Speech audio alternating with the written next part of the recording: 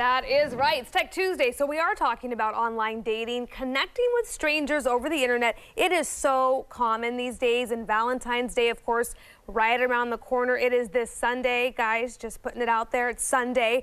We're talking about how to stay safe while meeting someone new online. Co-founder of Nerds on Call, Ryan Eldridge. Ryan, good to see you again. Hi, it's good to see you. So online dating, it is very popular, and even nowadays, people aren't ashamed of it. They are very open about it. Back in the day, you used to do it sort of secretly, right? Yeah, because it was like, it had the stigma of personals, you know, putting yourself out there on a personals or on a Craigslist and kind of like selling yourself. But yeah, now it's pretty commonplace. I mean, if you think about it, when we were in college and high school, it was easy to meet people, but now we see the same people every day, and Mike's already married, so it's not something that you're going to be like, hey, do you know any friends or whatever? Right, you're going to go through that quick. Harder these days. So why is it so nerve-wracking? You've developed this sort of online relationship. Now it is time to meet in person. That can be scary. It really can, because it's easy to lie online. You can post fake photos, you can exaggerate your social status, you can just lie, and it's a great place for predators to get a lot of people all at once. So you just have to be safe. And one of the things that we talk about is before you meet, one of the things you can do is video chat with them, which a lot of people don't think about. It's hard to say, I'm 25. Right? Yeah, and then when you see them in person, you go, wait, you're a really old-looking 25-year-old. Right. Okay, so you could do that. That's before you meet, or have a phone conversation, right? At least talk to them on the phone. At least a phone conversation, because you can tell a little bit, but don't just IM an email, because who knows what you're going to meet. At least a phone call or Skype.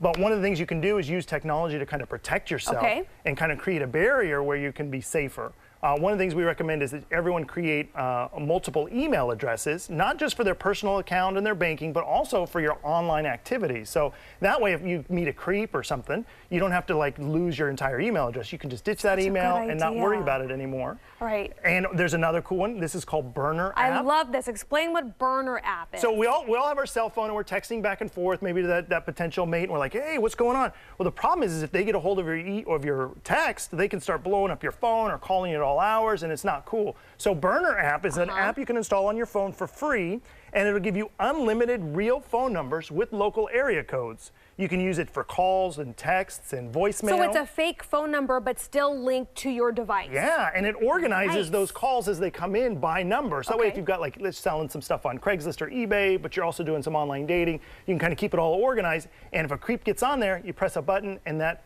phone number is burned. They can't get a hold of you again. Yeah. Love that. What about doing your research, Ryan, before you actually, okay, we're going to meet this day, this time. What about researching this person? Yeah, so you can. We're not saying background checks, right? Well, you can do a background check. There's a free place online. It's called publicrecords.onlinesearches.com, and there you can look at like marriage certificates. You can see where they've lived. You can see any professional licenses they have, all kinds of great stuff. This is another one they're showing on the screen there. It's called People, PIPL.com. All right. And this is great if you don't know anything but their name. Problem is this is going to pull up all kinds of stuff on them, and some of it may not be accurate. So you want to make sure you put it in context. But if you see a marriage license on there, you can kind of say, hey, have you ever been married before? And if they say no, you can go, tell me about Sharon. You know what I mean?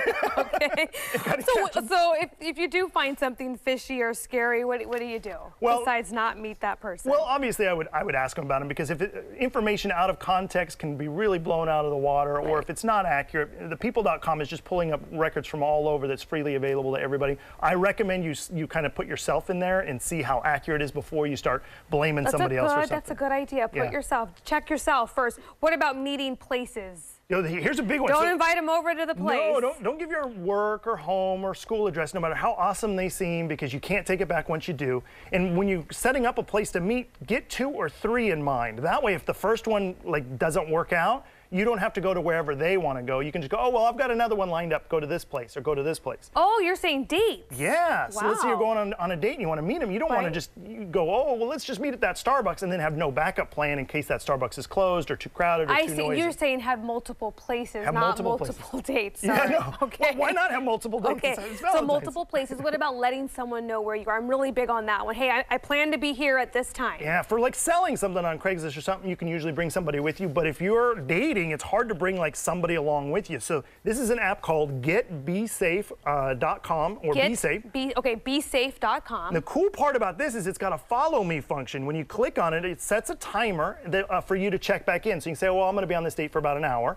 and it'll set a timer. And if you don't check back in within that hour, it'll go off and alert all of your friends and let them know, hey, something's wrong. Kiba's not available right now. And they can start looking for you, calling your phone or whatever. There's also another option called Follow Me, where your friends can follow you on a map, your GPS coordinates on a map, and kind of see where you are in case you disappear. And there's the best part of this entire app is called Fake Call. Fake call, I love that. You can excuse yourself to the restroom and type in, oh, I want this caller ID to show my mom, and call me in 30 minutes. Oh, I gotta go. And then your phone will call and you go, oh, it's my mom, it's an emergency, I gotta go. So that way you can get out of that date if it's something went weird. Okay, so bottom line, just be safe, tell people where you're going, and do a little homework before you agree to meet said person. It's really, we know when we're dating somebody, we get in that infatuation stage, it's real easy to fall into trust. Yes. But keep in mind that you can't take information back once you've given it out. And so just be safe for a little while. And then when you're ready, then you can start giving out maybe second date or third date or something like that. Okay, good advice. Ryan Eldridge, co-founder of Nerds on Call. Ryan, thank you. You're welcome. Okay, Mike, over to you.